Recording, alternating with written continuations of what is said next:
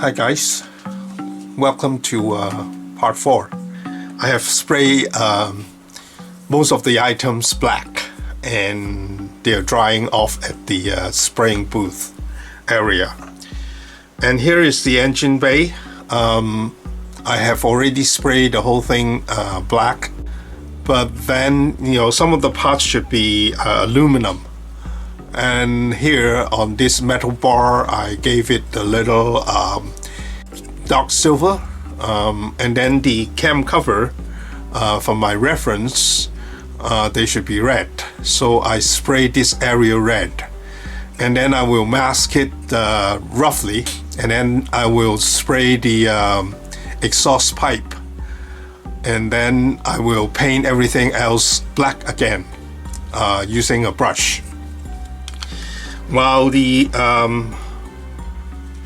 shock absorber, the spring should be red, so I spray it red first, then I'll mask it off and then spray the other area maybe a black or metallic gray. And for the air intake cover, the middle part should be red, so I sprayed red, and then you can see that I already got a masking tape there, and then I will spray the rest black before I paint them silver, because the cover should be silver, and obviously the fire extinguisher is red, so I spray it red. Now I'll go off to paint the other area, mask it off, and then paint the other area black, and I'll come back to show you all the items that are painted black already. Okay, I'm back with the interior. Here is the engine bay. You can see that I sprayed the main area black, and then with the silver gray on the exhaust pipe, and also this metal bar here. Now I will take off the mask later and show you the red cam cover.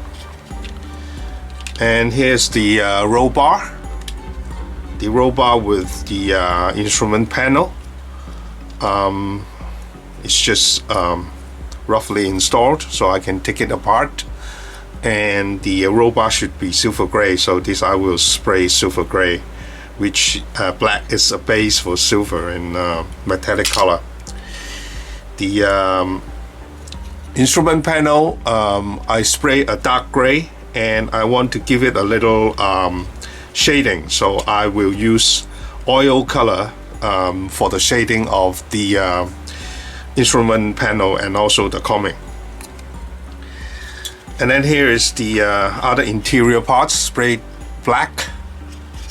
See, and also these two metal brace, I think it's part of the frame, should be silver gray, so I've also sprayed it with a dark metallic silver color, and I will hand paint the rest of the area and parts. And to show you other parts after spraying black, this is the front grille. And here is the door panel, and the left at the right hand side. Oops.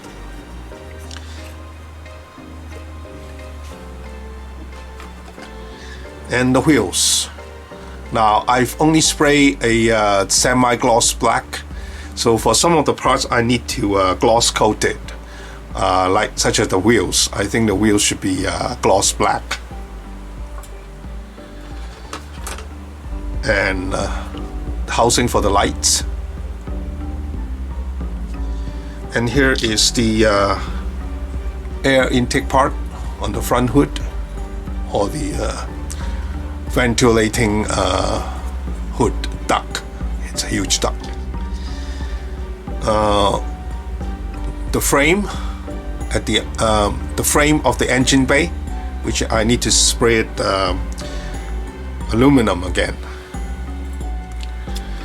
Here are the brakes.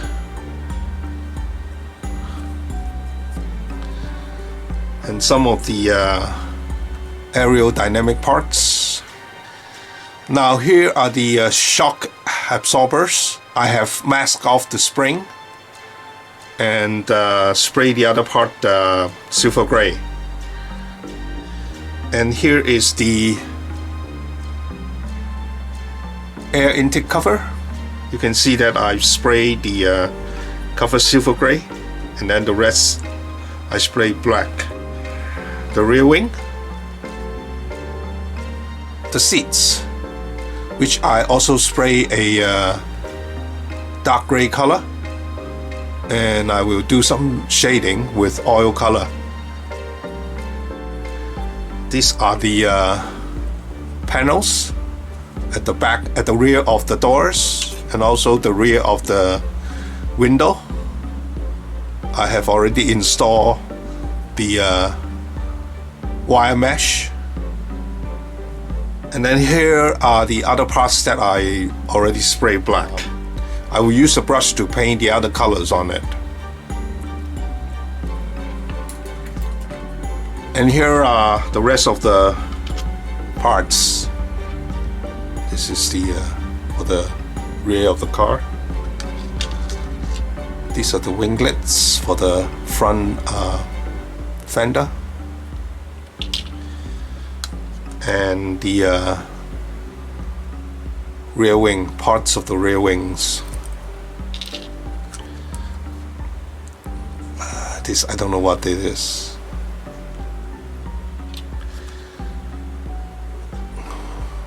The end plate of the rear wing, and then the antenna. Okay, here are the parts that I want to take off the masking tape.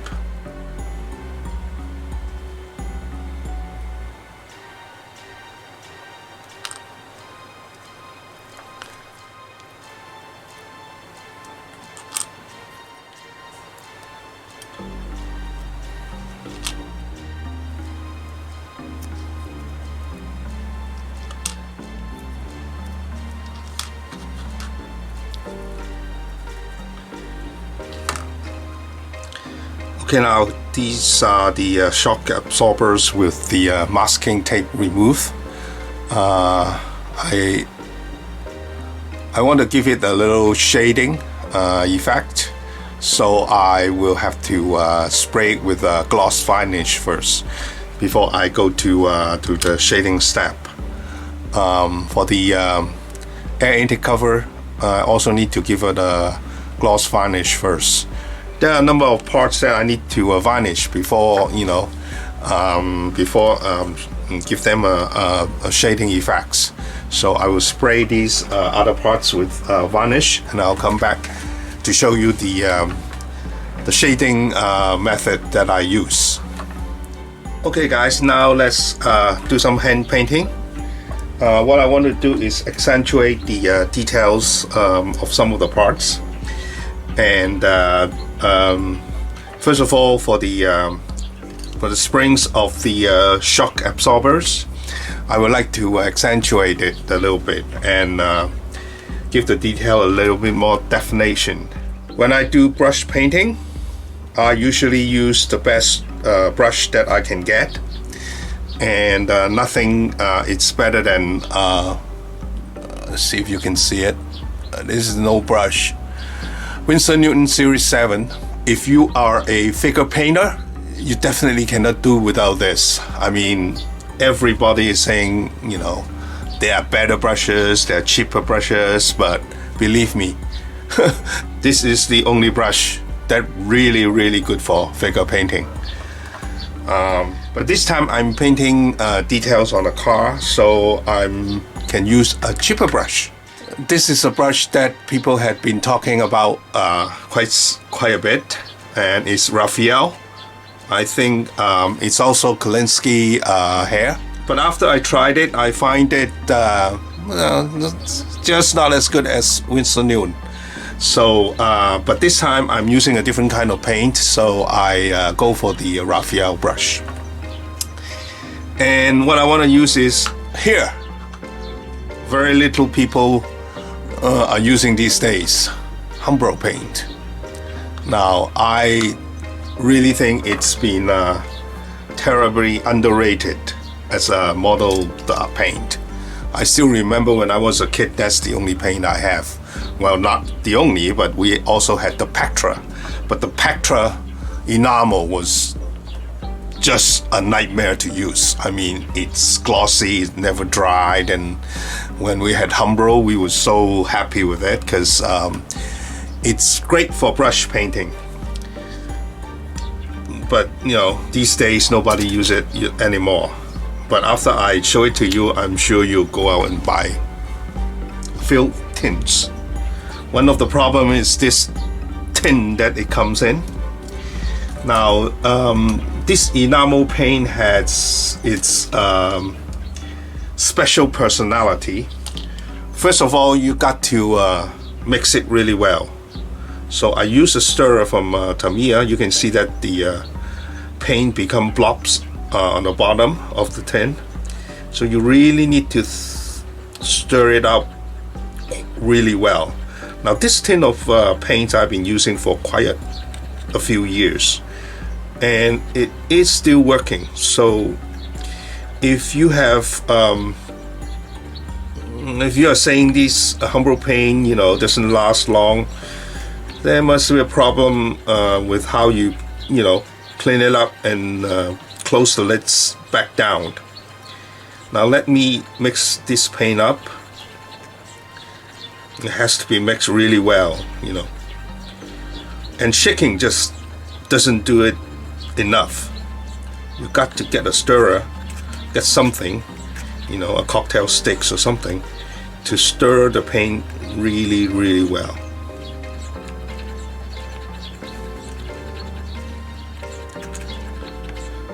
Okay, I think it's thoroughly mixed now. You can see that, you know, it just drip off like a thick liquid. Of course, it's too thick for painting, so I need to transfer this paint to another container.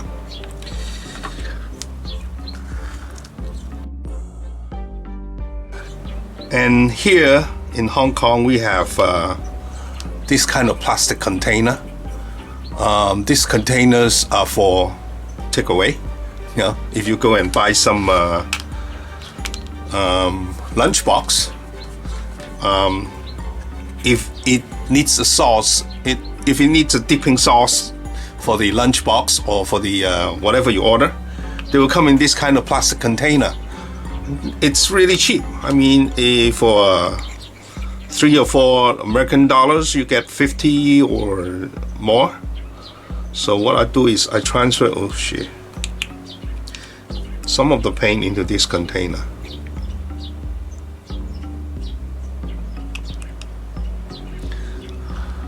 Okay, I got some paint here, so I will show you how I close up the lid of the Umbro paint. I have some enamel thinner here. Let me get this off the camera first. I have some enamel thinner here, even though it's a servicer bottle, but I use it to for the thinner. What I have in here is actually the Tamiya enamel thinner, and it's actually turpentine. So if you can get some turpentine, then it will work just as well. What I usually do is I clean the edge or the edge of the tin with thinner. Make sure there's no paint leave undry on the tin. Okay, then I will also wipe clean the lid. Now this one is quite clean because I haven't make a mess when I open it. Then I close it back. Okay, then I press it tightly down. Now the paint should stay fresh in there for quite some time. When you reopen the lid and you found that there's a yellow gooey thing, you know, like dried up in the top of the paint, then it's gone. But if you do not see that, and you can see the paint still quite wet inside, still like a liquid, even though the pigment is all, you know, sink down on the bottom of the tin, the paint is still usable. So you know, you need to take a bit of effort to close the lid. That's what it takes. But it is a very good paint, I think. And I'll tell you why. Now, this needs a bit of thinning, so what I do is I thin it down quite a bit. And I try not to use my brush to stir the paint. I try to use a stirrer to stir the paint because the hair of the brush are quite delicate. And if you use a brush to stir the paint, you can destroy the hair of the brush. Now it's thinned down quite well now. It's still kind of thick. Okay.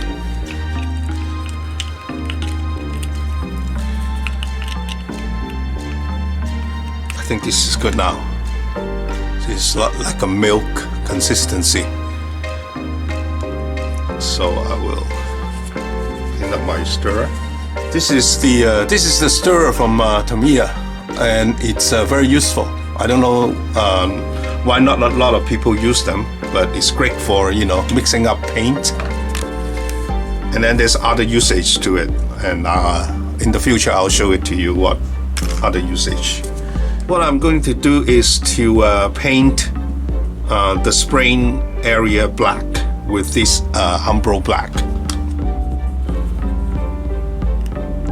One of the important of brush painting is soak up the brush with paint quite a bit, and then you must discharge the excess onto a paper towel. Then you can start painting the part.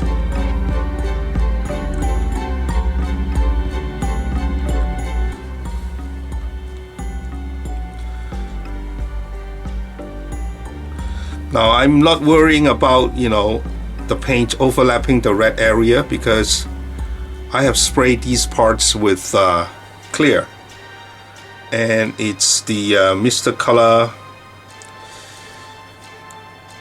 clear.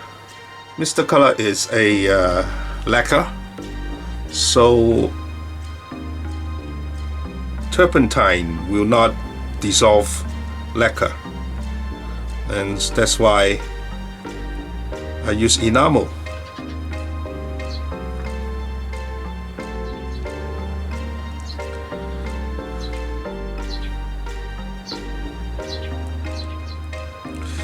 Okay, it's almost like a wash, but it's thicker than a wash, and you can see some of the black paint overlapped the red area, but I'm not going to worry about it now. I'm going to let it dry.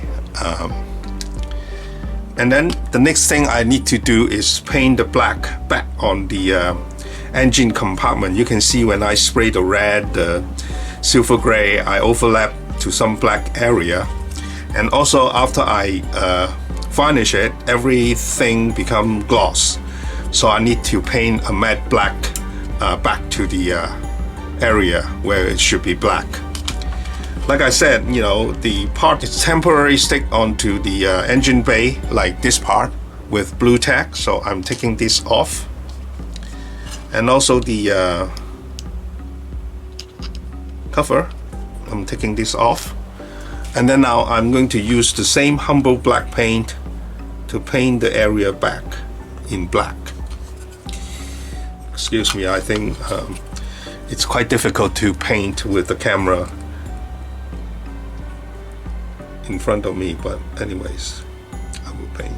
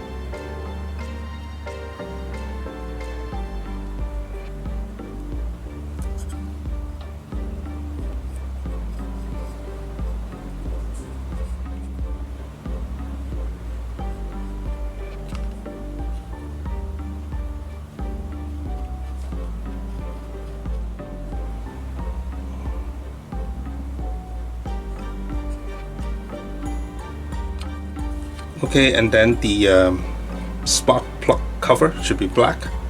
So I'm going to get my optivisor out and paint the spark plug area black.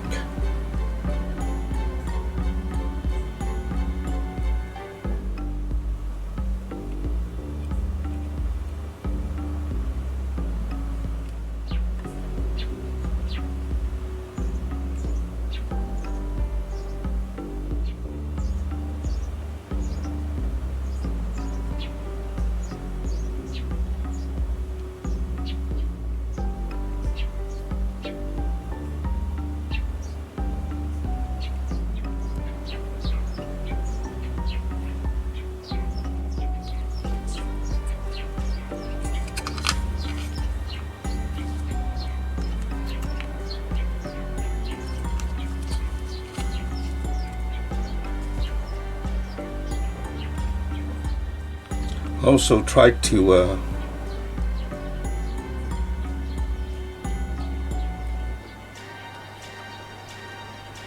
darken this area a little bit.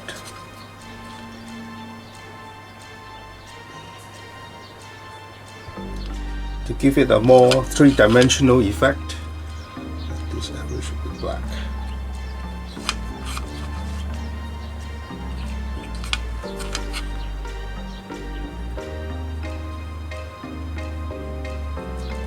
It really doesn't matter if the paint, go over to the side of the exhaust, because that's actually what I want.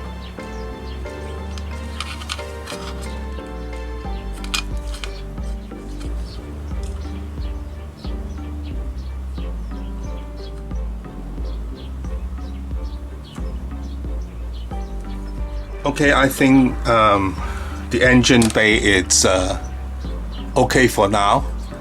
Now what I'll do is I will leave this to dry for a day before I come back and give it a second coat of black.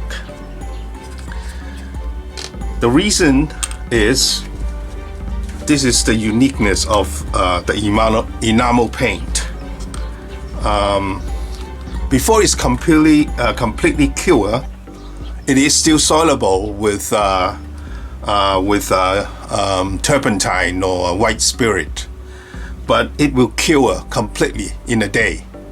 And after a day, the enamel paint will not be dissolved or redissolved again with a turpentine nor the white spirit. So it's almost like a slowed down acrylic, which you can have one layer of paint. After it dry, completely cure, then you can put the second coat of paint over it without taking the base or the first coat out again. So it's takes a lot of time, or it takes a bit of time, but it does have that unique feature of similar to acrylic being waterproof after it's dry. So what I do is I give it a coat of paint, a coat of this black today, and tomorrow I can come back with the second coat of the same color without, redissolving the first coat of paint which I put in today. Let me show you here, because I want these rubber connectors has that gloss and matte contrast, and the humble plane is matte black. And after I spray a gloss coat, the black paint originally on this part becomes glossy. So I hope that I can create a matte and gloss contrast on this rubber part, and this is what I do with this part. And this is a great little plastic container, because after I close the lid, it's practically airtight, and when I come back tomorrow, the paint will still be there, fresh, usable. And now I'm going to clean my brush, and I use the turpentine to clean the brush. Now you must clean the brush very thoroughly if you want the brush to be useful for a long time.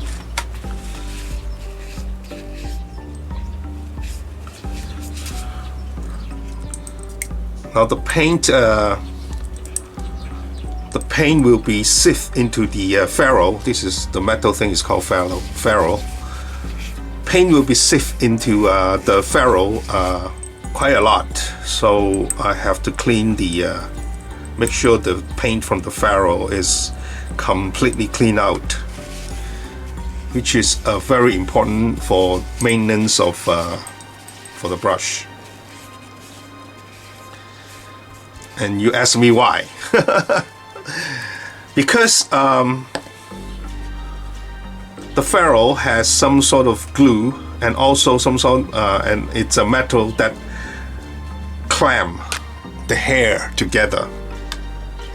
And if you let paint slowly dry out and accumulate inside the ferrule, it will sort of force its way out and loosen the ferrule. And the hair, first of all, the hair will come off slowly, one by one and one by one. So actually the number of hair of the brush is very important for the brush to be perform well. Secondly, when you have actually the really good brushes, the hairs are all curling in towards the center of the brush like this. So all the hair curl towards the center. So that's how you get a really good point from the brush. But when you have paint dried up inside the ferrule, it pushes the hair out, and then it starts to split at the end, and you lose the really fine point of the brush. Of course, for painting, normal model cars or planes and tanks and stuff like that, the point of the brush is not really that critical, not as critical as painting figures. But still important is when you want to paint chips on tanks or planes, the point is very important, because you want to create very natural small chips. And if your brush does not come to a fine point like this, you won't be able to paint very fine chips or the scratches and all that, Later I will try to do some figure painting or paint some planes or airplanes, or paint some tanks in the future, and I will explain more in the future about brushes. Now I got a messy hand, I gotta go off and clean it up. Okay, hands are clean, all clean. Now let's go back to the shock absorber. Like I said, some of the black paint, went all over the red spring with our famous modeler's friend, Q-tips. And I mean, this is not a new trick, it's an old trick. With some turpentine, I wipe off the overlapped black paint.